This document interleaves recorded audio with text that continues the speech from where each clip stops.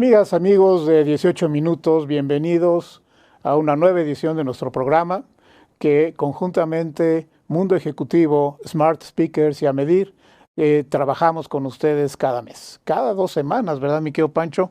Aquí está conmigo justamente el coconductor y nuestro gran amigo Pancho Rodríguez, CEO y fundador de Smart Speakers. ¿Cómo estás, Pancho? Bien, encantado de estar contigo, con todos nuestros invitados y con un gran personaje el día de hoy. Absolutamente, de verdad hoy estamos nuevamente de manteles largos, como ya ha ocurrido. Creo que ya es tradición, Pancho, en nuestro programa. Hoy tenemos a alguien desde California dispuesto a platicar con nosotros. Él es Adamsen y la verdad muy agradecidos con Al en que haya accedido a platicar diferentes temas que yo considero, Pancho, de gran actualidad. Antes de presentarles ya y empezar a platicar con Al, permítanme decirles que Al es un experto en humanizar todo lo que es la experiencia de trabajo, la evolución individual. Él es un gran speaker también, consultor, asesor, alguien que inspira a los grupos a trabajar, sobre todo como equipos de alto desempeño, pero basado sobre todo en ese aspecto humano que hoy la tecnología y el mundo digital están poniendo a prueba. Les quiero presentar a Al. Al, hello, how are you? I'm doing very well. Thank you for having me. No, thanks to you for accepting our invitation. I'm very pleased to have you here. I have made a very short presentation, an introduction of yourself, but very pleased to have you here. And let's start with something that calls our attention in this, I would say, uncertainty, adverse situation, and constant transformation, change in the world. Why does the future of work matter to you? Why did you choose to focus on this concept? Thank you for asking. First off, I am a parent of 2 young people. I am the father of a son who's now 22 years old and a daughter who just turned 20 last weekend. And they have given me perspective on their challenges and understanding what to do, what to study. And more broadly, it relates to my profession as a management consultant, as an entrepreneur, in trying to design work.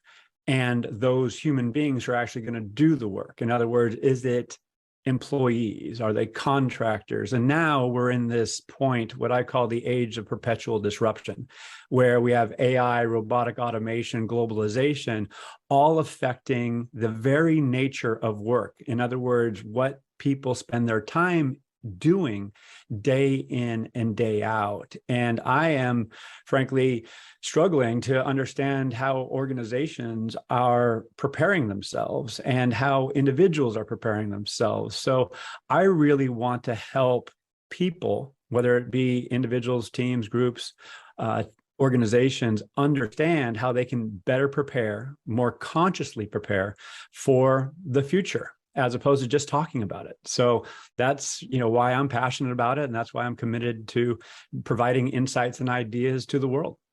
How do you see the future of work? The future of work worries me in many respects. I'm not the AI is going to take over the world guy.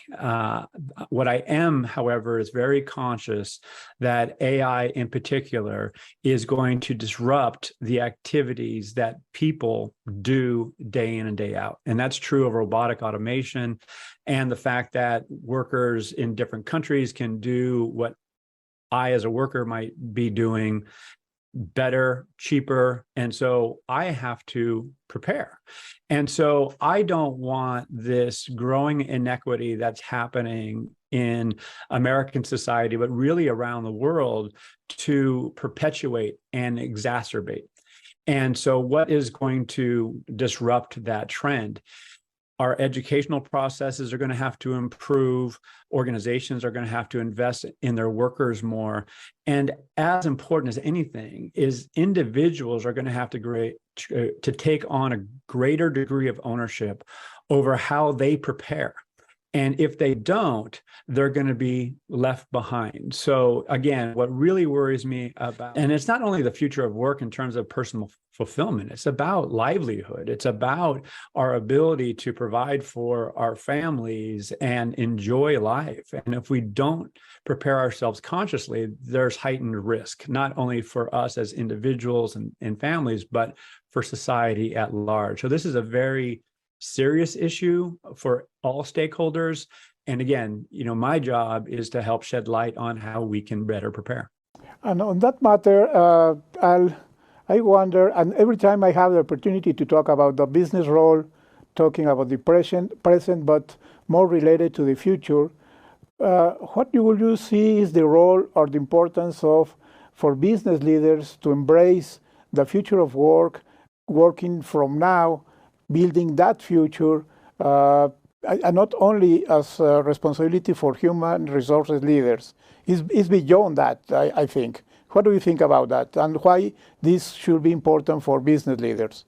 Thank you for asking that question, because historically, HR has been relegated to implementing decisions that were made elsewhere by the CEO, CFO, and others, and CIO and CTO. So technology has been a priority. Obviously, financial constraints and decisions are made, and all of a sudden, HR is, okay, go reduce the workforce, do a restructuring. And that reactionary way of being is not sustainable, particularly in industries where there's scarce talent.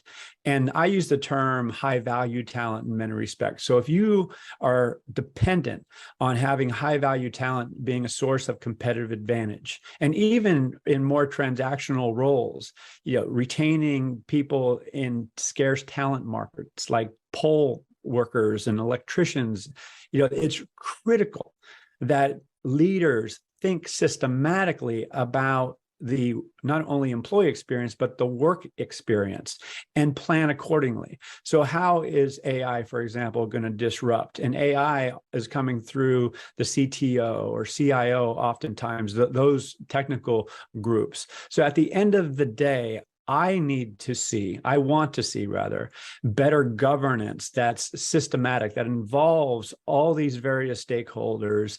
And in turn, they make decisions that are conscious on how it's going to affect another group. In other words, if you implement technology, how is that going to affect the demand for talent in a particular job family?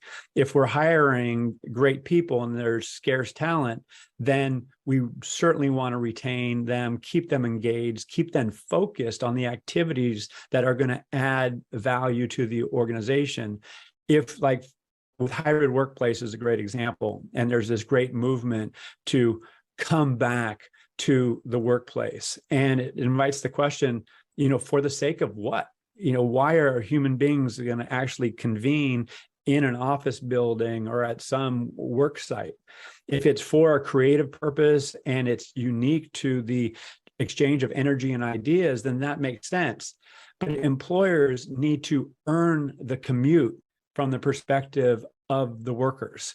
Otherwise, they're like, why am I doing this? So that decision on hybrid work and when and if there should be a mandate to come back to the workplace, in my view, needs to be made not only by the chief executive and the COO, but also it needs to involve IT, it needs to involve facilities, it needs to involve HR. And again, doing that at speed, doing that at scale, and doing that in a sustainable way is where we're falling short. Many leaders are in reactionary mode, and we need to get ahead of the problem and be more proactive, more thoughtful, and base our decisions on the data that the employees are generating at that point in time. So there's a bunch of leading practices and articles that are written about this, but leaders are responsible for the people and the system for which they are overseeing at that point in time. And those systems and those people and their desires and needs change. Thus, the reason to study that system, to study the workforce, create a communication channel, both directly and with groups and that are higher level, But also at the end of the day, if you're making conscious decisions and the workforce feels heard, feels seen, feels empowered, then good things are going to happen. But that's going to take this systematic approach. Fantastic. How should the companies prepare their own employment for the future of work? Great question. And this is a dilemma. And I often cite this example with coal miners. So around the world, coal has been becoming less and less a source of energy for a variety of reasons, which I won't get into. But you have workers going down in coal mines, and then they come up at the end of the day exhausted, and their jobs sometimes disappear. And it invites the question, is that ethical? You say, well, you worker should have prepared for this disruption in energy. Coal is a declining industry, but you keep going down in that mine. You need to learn new skills. You need to develop a different network and find out what's possible. From the worker perspective, that coal miner perspective is, how the heck am I supposed to do that when I'm down in a hole, when I come out exhausted, and I'm just in this small town and I have to, get back to work the next day? It's not a realistic idea. And so what has to happen, and what is happening in more progressive organizations, is they're saying, hey, I have to create capacity. I have to resource my workers to prepare for future disruptions so they can be more employable, both within my organization and potentially outside the organization. Again, leaders, if I'm listening to this show, it's like, well, I do not want to invest in people who are going to just leave my organization. Why would I do that? That's a very scarcity mentality. And I do not advocate that. We have to have a more abundant mentality where if I invest in these people, not only are they going to be prepared for the future of work, they are going to go advocate for our organization if they go elsewhere. They're going to be a brand ambassador, in other words, because they can appreciate that they've been invested in by their organization. So the responsibility is not only ethical, it's practical. And the last thing I'll say on this is, if leaders are adopting this approach and understand that these are human beings and not transactional robots that are going and doing the work that can just, okay, that person leaves, it's no big deal, we'll just put in another one.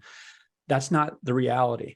The reality is, if someone leaves, they have social capital. They're not only doing the job, the task, but they have relationship equity. They have other assets that are valuable to the organization that historically have been grossly underappreciated. And if we invest in them, they're going to be more focused and engaged while they're with the workforce. And when they go, they're going to be a brand ambassador and elevate the brand equity of the organization, for which I, as the leader who made that investment, am responsible. So there's a lot of good things that are happening. And what I just shared is not just happy talk. It's been proven time and again. So why we're not doing it at scale, more broadly across companies across the world, I have some comments on that, but it's rooted in the fact that our fiduciary responsibilities, as we define it, needs to change. It's not only about the financial shareholders.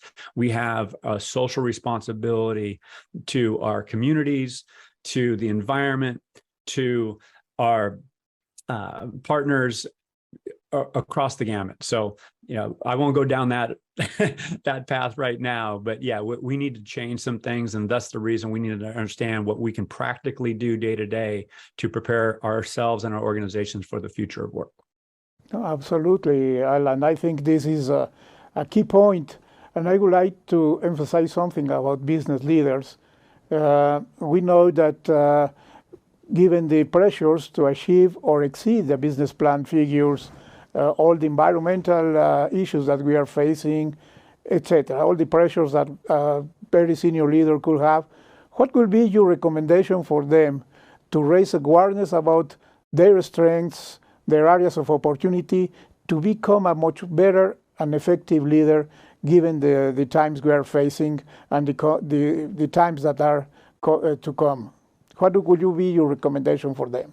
Leaders have to get together and have the governance structure that enables them to make decisions consciously at speed. That means bringing together facilities, HR, operations, of course, IT, and making sure that they're all aligned and understanding how those key decisions are going to affect one another's functions and also, of course, how it's going to affect the work experience.